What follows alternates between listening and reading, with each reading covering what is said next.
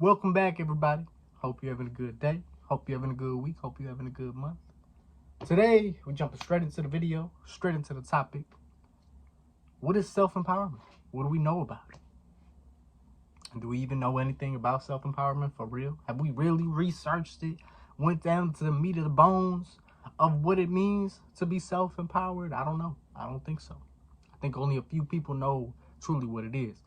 And me, personally, I don't really necessarily know about it too much, but I'm learning just like how you're learning. So let's get into it, man.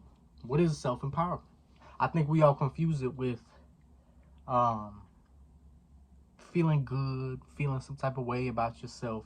And I think that is the outcome of self-empowerment, definitely. But it don't start like that, and I've talked about this in my other videos. Self-empowerment is, I think, one of those things that really takes some time. You really have to be patient with it. And it's going to start feeling like the absolute opposite at the beginning. When you're truly trying to be self-empowered, it's not going to feel like that for some time. And I think I'm personally going through that zone right now. I have completely shut out everything that is negative towards me or too comfortable towards me. I've always enjoyed smoking weed. Never been too much of a drinker. Never really did anything else. But weed has always been a crutch for me. It's something that when I was stressed, even when I was happy, I would just do it so I could feel different. So I don't have to go through certain challenges and certain pains. As much as I told myself it wasn't that, that's exactly what it was. And recently, after stopping for some time, I started up again for about a week. And that week was horrible. It was actually last week, which is why you're going to see that last week I didn't post a video, because I was battling that. I couldn't even find the motivation to get up out of bed. I just wanted to get up out of bed to go smoke, to go find some motivation and go actually do something. That's horrible. It became a crutch again, even though I told myself I was going to pick up smoke, at a certain time after I did a certain amount of work. And for the first 2-3 days, that's what happened. But then after that, I slowly started falling apart again. And strictly, I feel like it's because I just got too comfortable. It got me too comfortable with not doing anything. I caught myself on my phone watching videos, scrolling endlessly, just nothing. I was doing nothing, but I felt like I was fine. Even though my world was collapsing around me, I wasn't chasing the goals how I wanted to. I wasn't doing these things that I'm supposed to be doing. I felt okay. So that is why I completely cut out weed. I cut out even watching TV. It's made life more difficult on a day-to-day basis. But I feel myself being empowered. I feel myself becoming stronger. And every day, even though it's a challenge, when I wake up in the morning the following day, I just feel that much stronger. I feel that much more motivated. I feel like I know what I have to do, and nothing is really too overwhelming no more, because I don't know, I'm just going through these emotions. And that's something I really want to talk about. It's that growth mindset. And those abilities that you get, and that intelligence that you end up possessing because of it, can only be achieved through some type of effort in doing. Without that, you just kind of, you could have the ability, you could have the intelligence, you could have these things, but what do they mean if you're not doing anything with them? So you actually have to apply these things for you to actually develop a growth mindset and to consistently grow and grow and grow. Otherwise, you just talking. And that brings me to the point of self-awareness. If you can't see that the things that you're doing, the crutches and the certain pleasures that you're bringing to your life, are keeping you away from your goals, but yet you still continue to do them because, I don't know, some type of scenario that you put in your head that in some type of way, shape, or form that you need to do this certain thing, how could you ever get out of it? You have to be able to look at yourself and what you do and realize that you're wrong, and realize that these are your strengths, these are your weaknesses. How can I utilize my strengths, and how can I fix my weaknesses in the best possible way? But you have to face these things. You have to really be self-aware. You have to sit down. You have to, damn near write about it and put it on paper and really get to know yourself and what your habits are and what you do and how you think. Otherwise, you're kind of just shooting aimlessly. Have a plan on how you're going to fix yourself. That's very important. And then be ready for the challenges that come with that, because it's going to be nothing but challenges. I mean, I don't even think that's going to stop, but you just become stronger and stronger as time goes on. So certain challenges don't become challenges no more. For somebody who's going through something, for you, you'll be able to fix that, and solve that issue with a snap of your fingers. It'll be nothing to you because you've already went through it as a situation came up in your life. So you're able to just power through all of that stuff.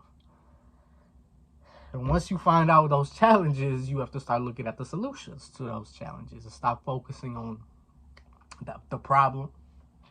Think about the problem. Think about why it's a problem and all these things. You have to be, like I said, self-aware about your issues and problems, but you don't want to focus on those. You want to focus on strictly the solutions. And that in itself could bring you a sense of stress and the feeling of being overwhelmed, because when you know what to do and how to fix your issues, it actually in a way becomes harder than not knowing, because not knowing and living a life of ignorance is the easy way out. It's knowing and then applying is where it becomes difficult, but that is the only way that you could get past that certain challenge, that certain crutch, or whatever it is, so that you could keep progressing and keep moving forward and really become that person who you want to be, who you love to be, who you will grow to love yourself into who you want to be, And last but not least, once you hit all of those checklists, it's just your resilience, being able to go through the process, go through the pain, and constantly just being at war with your own mind.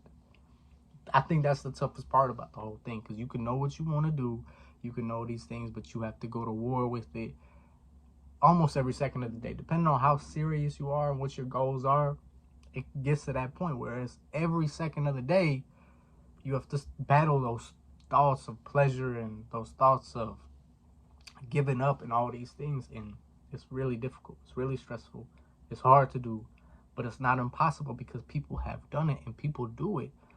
As you're watching this video, as I'm speaking, people are doing it right now, and there's somebody who's not doing it, and there's a major difference between those two people. That's what separates them.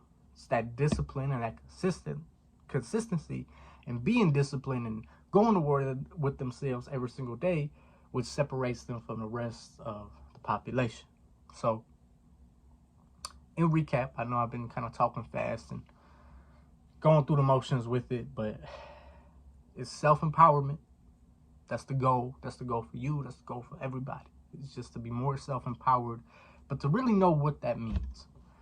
And like I said, what it really means is just being in a growth mindset and using that intelligence and the abilities that you already possess and doing actual effort and doing actual things to make yourself progress. No more thinking, no more